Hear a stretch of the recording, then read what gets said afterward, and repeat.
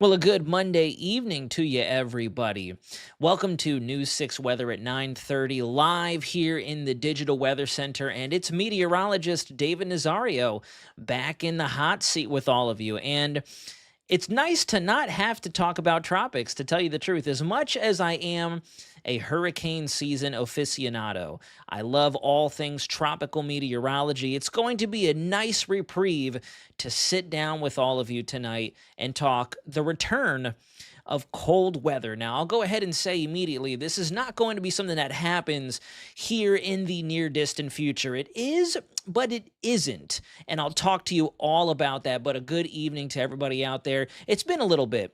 I hope that you had a fantastic Thanksgiving towards the end of November. And I truly do hope from the bottom of my heart that December has treated you fantastically as we get ready to round out the full calendar year of 2025. I really do hope it goes out on a high note for all of you watching out there. A great evening to those of you watching over on News 6 Plus, and a good evening to everybody over on our News 6 YouTube channel. So let's go ahead and get started. Going to take you outside to our downtown Orlando Skycam, kind of getting a shot of OIA this evening. It's a great evening out there. I've been in and out of the building a couple different times now, just taking advantage of the cooler temps. Not cold temps, but just the comfortable temps. When you take a look at what we've got going on outside right now, as the sun has gone down, we've actually managed to drop our temperatures pretty fast.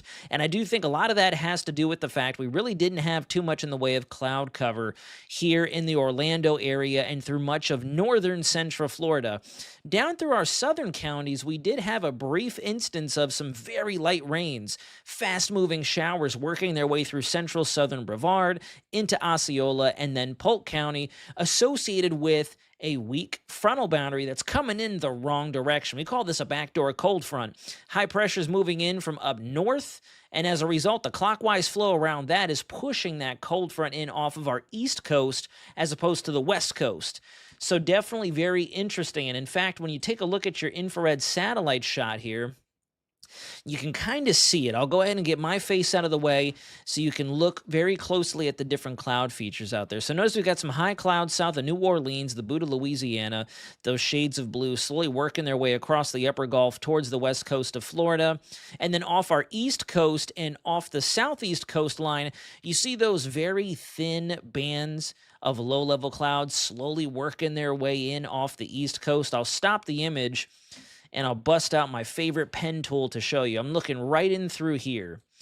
Right there. There's the leading edge of that weak frontal boundary. And notice that's why it's called backdoor, because typically they would come in from this direction, moving northwest to southeast.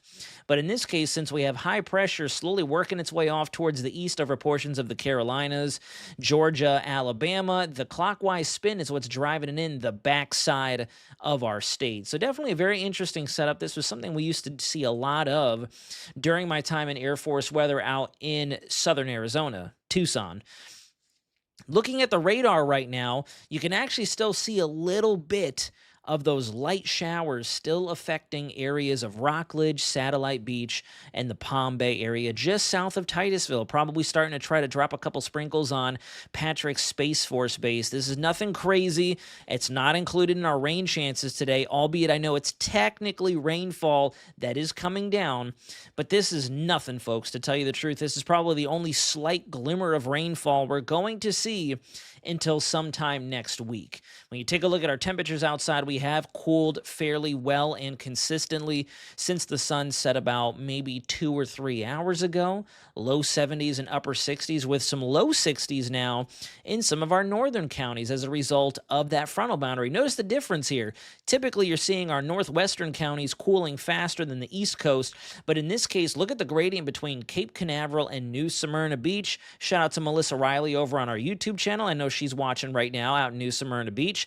We've got almost a 10-degree difference between Volusia and Brevard County. Very interesting. And then when you take a look between New Smyrna and, say, the downtown Orlando area, about a 4 to 5 degree difference. So you can see that backdoor front working its way in off our east coast. So as we move through the first piece of this discussion tonight, this is what is going to be the headline, at least for the rest of Christmas week. and the final weekend of 2025 altogether. We've got the above average temperatures still hanging out with us. They have not gone anywhere in such an extensive period of time, and it's all thanks to a mid amplitude, I'll call it, subtropical ridge that extends up from portions of Mexico, the Western Gulf, areas of Texas into the southern and central plains. And that's what's driving these above average temperatures for arguably 75, if not 80% of the United States. This is going to change, though. Models are starting to gain some confidence that as we get towards New Year's Eve and we're all preparing to head out the door, whether it be to do some traveling or simply do something close to home, or maybe even at home to watch the ball drop with your friends, family, and loved ones, and ring in 2026, we might be in for another major dose of cold weather invading the eastern half of the United States. For the time being, though, when you look at the temperature trend here, I've been using this metaphor all day today. It looks almost like I've gotten lazy at the wheel here, and I've decided, I'm just going to go ahead and copy and paste my forecast from today through the rest of the week. No one's going to be able to tell the difference. And you know what? Even though I promise you I'm not doing that, I promise. Sailor's promise. I am not just copy pasting. I would never be that lazy in this career field, especially given the amount of elbow grease and brain power that a position like a meteorologist entails. But you truly wouldn't be able to tell the difference even if I did, because the weather really just isn't changing all that much. We've got dominating high pressure that's going to stick around for quite a bit of time. And we'll spend a little bit on the water vapor satellite to show you why. Let's talk you through what is actually going on out there. So first and foremost, I got to pull my pen tool back up. That's not the right analysis, although there you go. That was a happy accident, just as Bob Ross would say. You can see the showers working their way through Port St. John, Cape Canaveral, Cocoa, and Rockledge, getting into the eastern periphery of Osceola County. That's that light rain that's coming in off the east coast associated with that weak frontal boundary and the strong, generous onshore flow. The easterly component in our winds not only creating a high risk of rip currents, but driving in a little bit of that Atlantic moisture as well, giving us this touch of rain.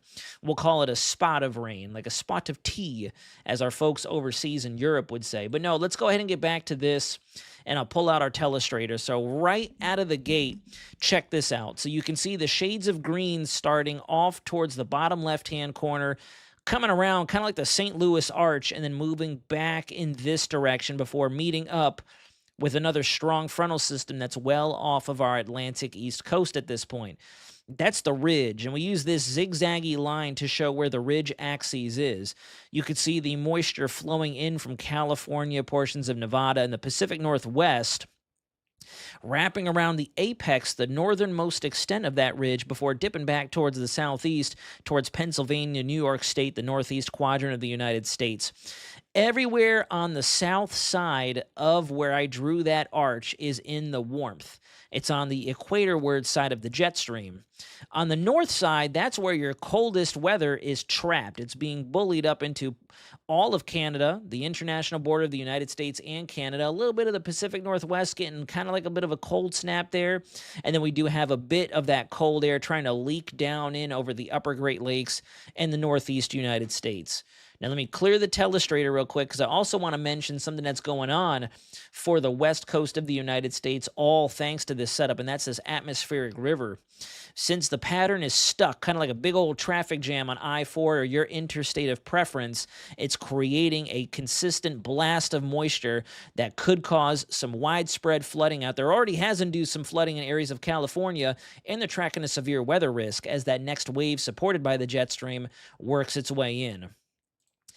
So with that being said, we got to take our first break, a couple minutes. We'll be right back, so don't go anywhere. After this, we'll take a look at what the next few days in our Christmas forecast looks like, and then we'll talk what the cold weather looks to do as we get towards the last couple days of 25 into 2026, and then where we could possibly go from there. So don't go anywhere, folks. I'll be right back with you.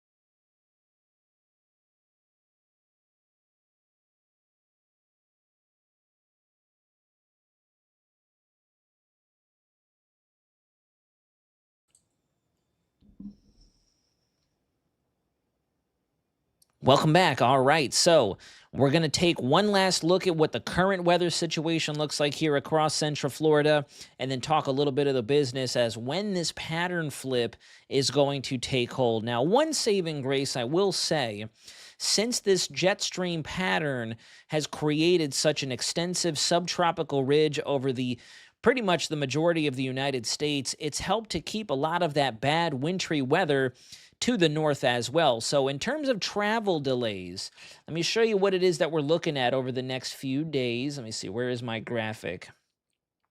I know I have it pulled up here somewhere. I want to show it to you all. But anyways, while I'm looking for it, essentially, if we are to see any travel delays, they will primarily be confined to, again, pretty similar areas as we saw on the water vapor satellite, where we could see some stuff up in the northeast, as well as along the west coast associated with that atmospheric river and upcoming severe weather risk that we may have for Western California. So if you are going to be headed out on Tuesday, Tuesday is usually a higher volume travel day, since typically, at least through my experience, ticketing or airline tickets are usually a little more on the cheaper side Tuesdays and Thursdays. This is where we could be seeing a little bit of the weather-related impacts. Otherwise, not too much elsewhere across Mother Nature's desk in terms of trying to disrupt any kind of holiday travel that you may have. Now, looking around town, this is where our average high temperatures stack up over what we've been seeing the last several days. And I thought this was also very impressive, even though it really hasn't been all that hot around here in town. We are still well above the average for this time of year, with Daytona Beach and Melbourne coming in around 4 degrees above their usual afternoon high temperature. Orlando around 5, albeit it's such an urban heat island. We easily retain heat of the day, especially when the sun shines for the full 12 some odd hours of daytime. And then Leesburg, 8 degrees, clocking in around 8 degrees above our usual daytime highs for this time of year. I thought that was very impressive, to say the least. And now here's a look at the wind flow associated with that high pressure. It has continued to meander off towards the east. It's kind of sitting right off the coast now, it looks like, of the Carolinas and Virginia. If you look at the colors there, you can see that clear void over portions of North Carolina, headed towards Bermuda, before looking to immediately south of there. You can see those northeasterly winds really begin to accelerate, pummeling our Atlantic coast.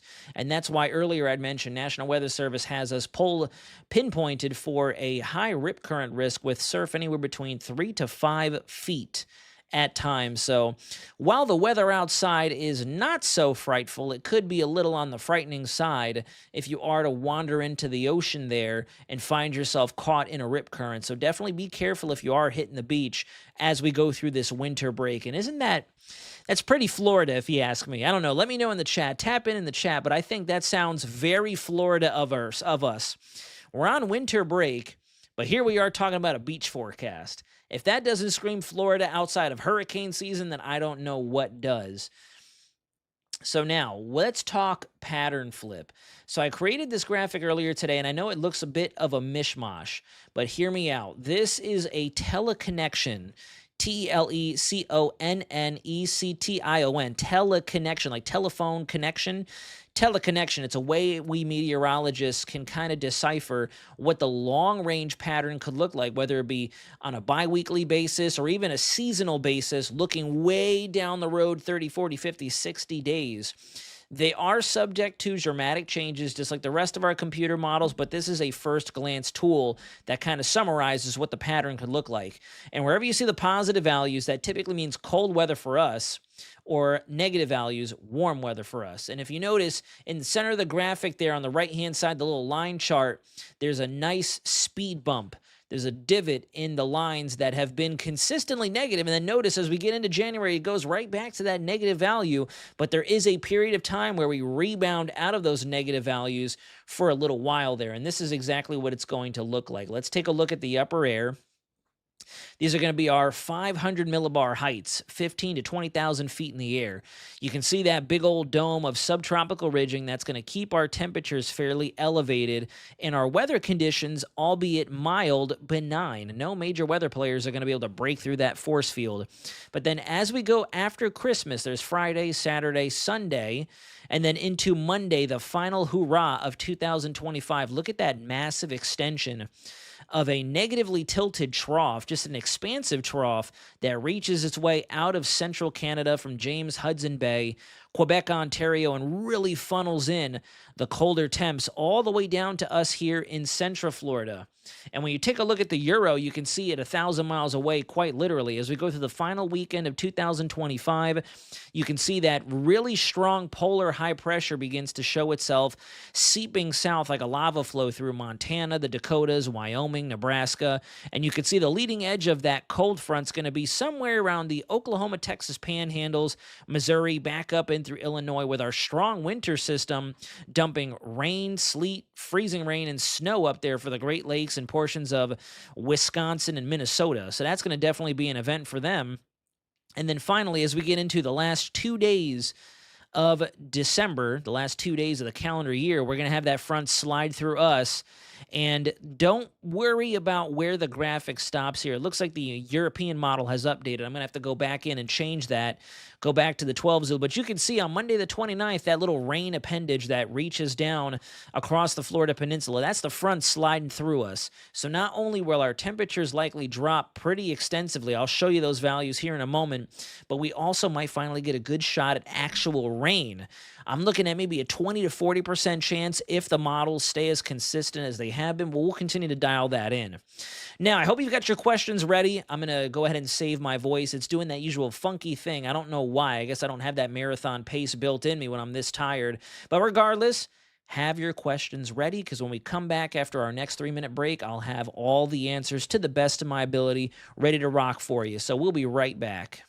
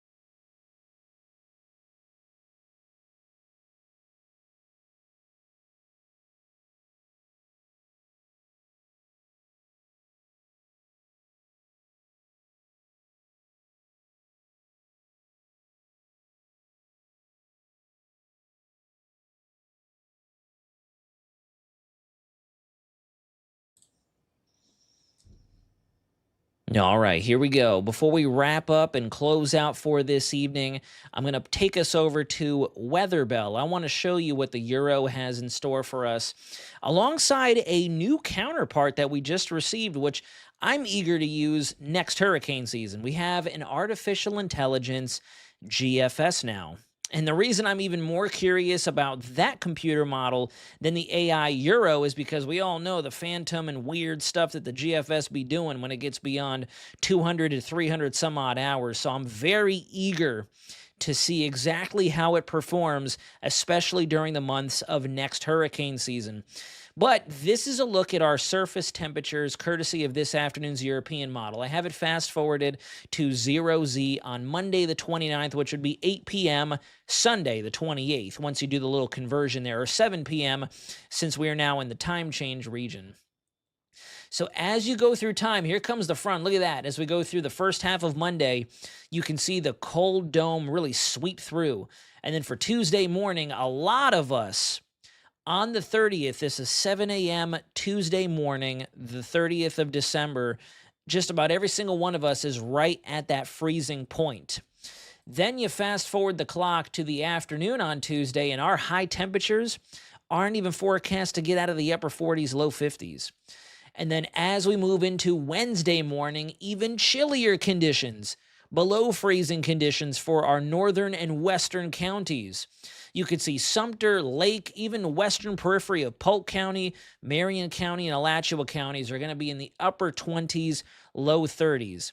And with such a robust push of cold air, I would not be surprised if we have some pretty strong winds on the backside of that cold front as it sweeps through. So the wind chill, don't even get me started on that. But I don't want to spend too much time on that because we still have a long ways to go. That's the 30th of December. Today's the 22nd. It's not like hurricane season, but still models are going to ebb and flow. So I don't want to get anyone's hopes up, but we are starting to gain some confidence and models are gaining traction that a big blast of cold air is going to rock us into the new year. And yep, looks like Zachary Berger 7392 over on News 6 YouTube channel did ask, are we going to get really cold by the end of the year? Yes, it looks like we are headed in that direction. And yes, very breezy out there for sure. It's going to stay breezy at least through tomorrow evening. Then winds should calm down as high pressure meanders off the East Coast and kind of works its way away from us. Then next week's going to be interesting. So Christmas, all in all, warm, mild, pretty benign out there. No chance for rain. A mix of sun and clouds across the Central Florida viewing area, all thanks to that subtropical wedge. We're going to be fairly dry. So definitely a pretty solid Florida Christmas in store for us, especially if you're trying to avoid any winter havoc. Looking at mid to upper 70s during the warmest portions of the afternoon, upper 50s, low 60s. To start your Christmas morning, which I'm very excited for. It's just a touch cool enough to bust out some hot chocolate and sit out on the back patio after opening presents with family, which I'm very excited about. So thank you all for watching. I'm going to go ahead and jet out. Get ready for the 10 o'clock show, which I hope you can tune in for. It's been an absolute pleasure talking weather with you all tonight. We'll see you again tomorrow before we close out the rest of the week. We will not be having any shows Wednesday, Thursday, and Friday. And then I do believe next Monday, meteorologist Jonathan Kegges will be back in the hot seat. But folks, we got to take advantage. Tomorrow night, we'll do something a little special tonight or tomorrow night on the channel and on this weather show, just because we really don't have a whole lot to talk about. So let's take advantage of the hiatus that Mother Nature is on, as dormant as she's been. So have a great rest of your Monday night, folks. Thanks for always being such a spectacular audience, especially when I fill in. Big shoes to fill, and we'll see you tomorrow. But until then, you know the phrase. This is the Digital Weather Center signing out.